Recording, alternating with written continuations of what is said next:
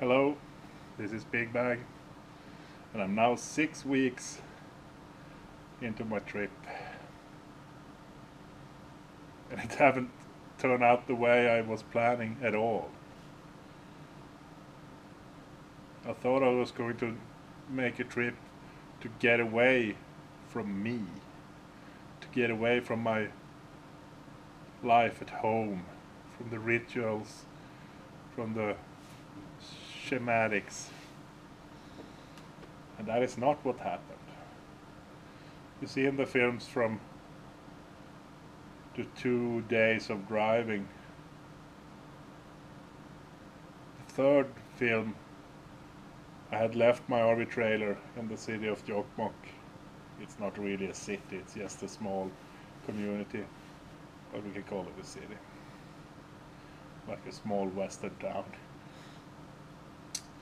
I left the caravan in Jokkmokk, here in Jokkmokk, I am in Jokkmokk now, and I went over to the Gallock place, our wounded knee, the place for the struggle against the mines and the miners and the mining industry and the police and all that. And I have had the RV trailer parked for the whole time in the same place. I went over to Gallock a second time and helped to clean out after. We had a post there in the winter, a guard. He lived there in a tent all the winter when it was 40 below zero in centigrade.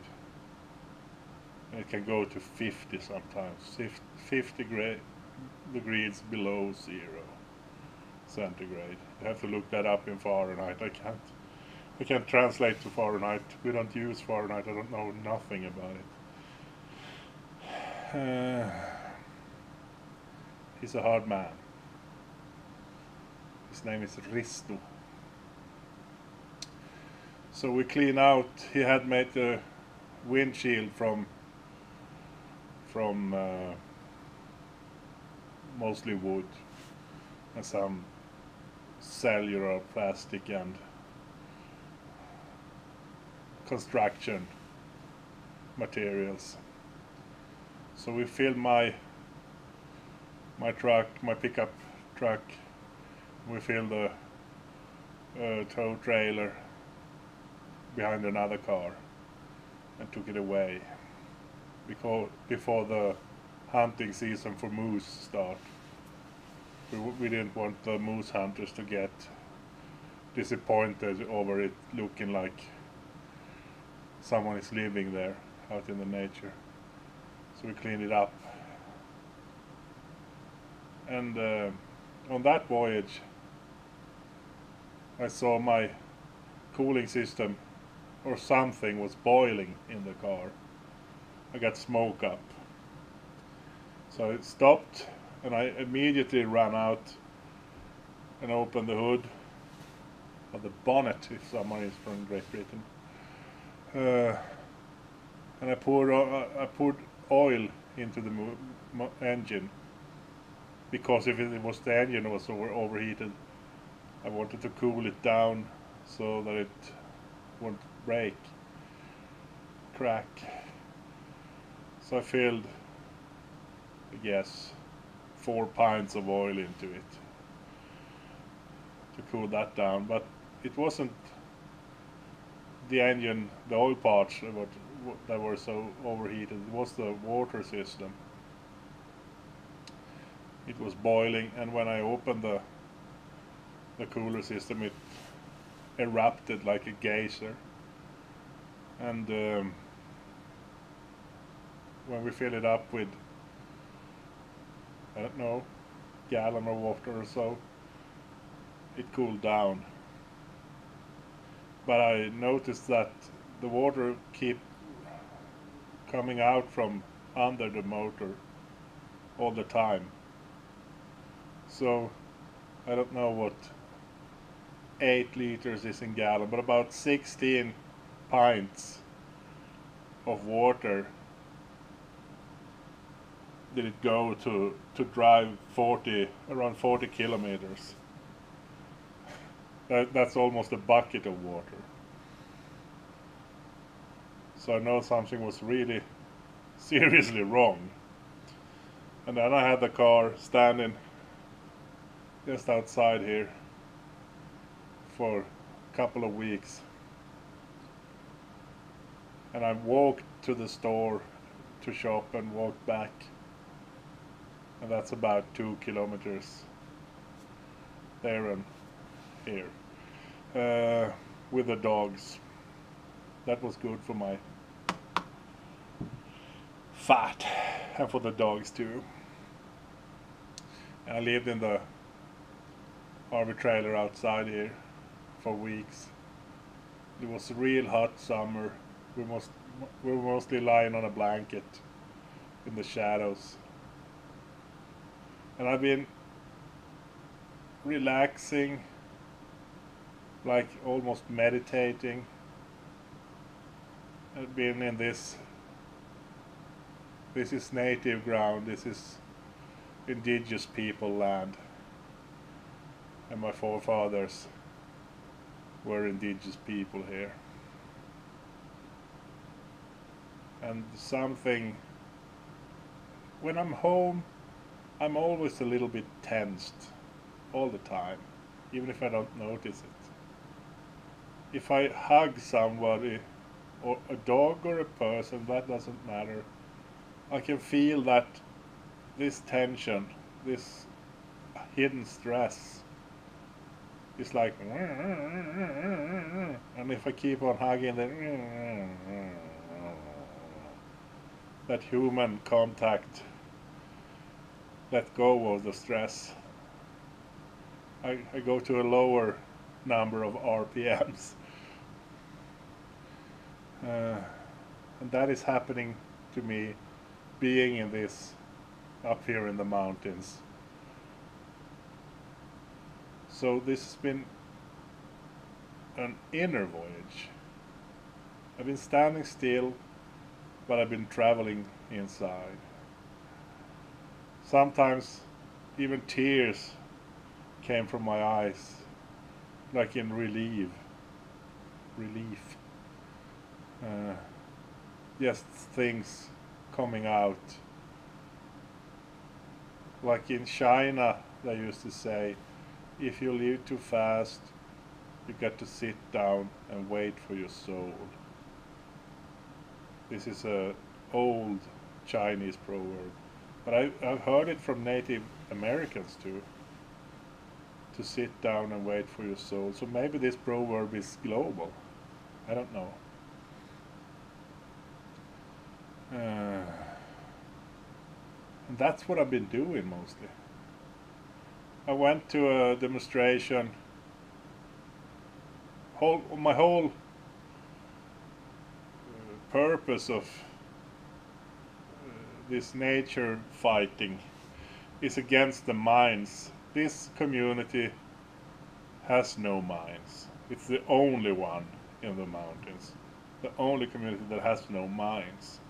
But it's got this big national park. Not a national park, it's a... Yeah, I think it's a national park, but I don't know. It's called Natura 2000. It's a protection grade. And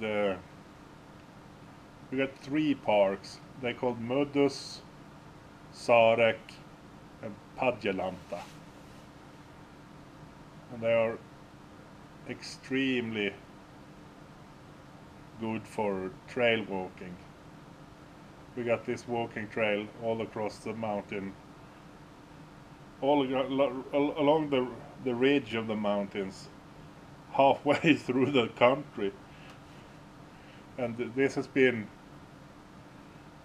used by tourists or backpackers, hikers, to walk these trails for over 100 years.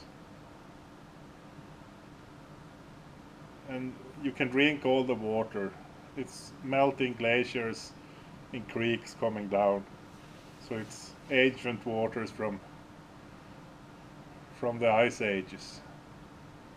That's clean water. It's so clean so it doesn't contain minerals at all or salt. So you have to have mineral salt along with on your travel and eat it or put it in the water or something, because you get sick from drinking this clean water.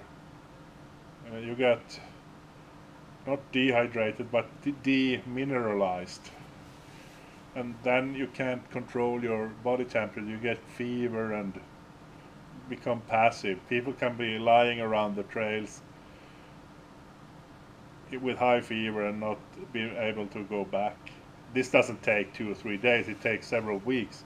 But if you're using this water, you walk all day and sweat, and all the salts and minerals go out, and the water from the glaciers doesn't replace it. It's not there in the water.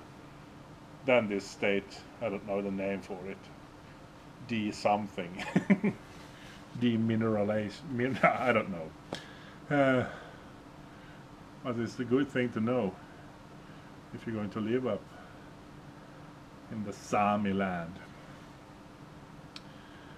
Yes, but financial forces want to open a whole lot of mines in this district, make it a Jokkmokk mining district. I think 30 mines or something. Uranium, copper, lead, iron, arsenic, molybdenum, and those, I don't know what you call that, brown sand mineral. You use it for cell phones. It's highly poisonous. And all of these mines are around a big river who delivers the drinking water for over 100,000 persons in bigger cities down the river. And the reindeer herders, the natives, can't use this land to nomad behind their reindeers as they had done before in the classic trails, because the mines and the dams with the poisonous waters will block the way for the reindeers. And the poisons will get out in the berries. We got a big berry picking tradition up here in north to make jam, and this jam we use in our food year round. So we got the vitamin C, because we eat mostly meat and fish and potatoes. So we need this lingonberry, blueberries to make the jam and eat it with our food. We often use lingonberry jam to meat, and we use blueberries to desserts. So that is our main source of vitamin C. We have no tradition of eating exotic, for us exotic fruits like apples and bananas and oranges, lemons. Of course there is in the stores now, and of course we buy them, but that is not our tradition. It's kind of 50 years old, the tradition of buying them in stores. The hunting, we can hunt moose and eat it if they drink water with arsenic in. Then the meat is poisonous. The fishing, the fish won't even be there when these metals and minerals like uranium go into the water. There won't be no fish. So the lifestyle here is herding reindeers. That we can't do no more. We can't fish, we can't hunt, we can't pick the berries, and this nature park will not be a nature park with mining industry in it. It can't be both. Untouched or heavily touched. Like touched by a predator. So I've been the Guardian post for this week's. I've been number one. If the mining company would start to do something, I will be the front line. I will go and sit in front of the machines and said no, and I will alarm the whole movement and wait for everybody else to come to build human walls, human shields against the machines and against the company, against the police, against everything. But that hasn't happened this summer. I guess they're going to come back in the winter when the ground freezes, because the prospecting drilling rigs, they go on caterpillar. They're caterpillars, and if they drive them in the summertime, they ruin the ground so hard, so they will be prosecuted by the environment laws. But if they go in the winter, it won't hurt the ground driving on it. Of course it hurts the ground drilling in it, but they have the permissions to drill, but they don't have the permissions to drive this nature into soggy, muddy ditches. No. So I guess they will be back this winter, and I guess the other Guardian post, Mr. Risto, will be back to watch them and to take the GPS positions of the drilling holes, mark them into a map, and prosecute all the damages they do to the nature. Because even the big mining companies, they can't do environmental crimes. They can just do exactly what their permission says, nothing more than that. So by claiming charge on everything, this take down the company's speed in colonization in this part of the wilderness. If they had to go to court all the time, the stockholders might lose their interest and redraw their money, and that is what we hope for. No mines. No mines! So I had fixed the car, the tractor pickup. Now it was a small hose inside the water pump that had exploded, and the water pump was new before I went on this trip, so I don't know why this happened, but I got pressure in the cooling system yet, even after this. When I opened the dog touches the sound cable, the expandation box, its pressure, the antifreeze water erupts still. I got pressure in it, so I'm a little bit afraid that I got a crack in the engine, so that compression comes over to the water, and that's not good. Then I have to take the whole engine apart and fix that.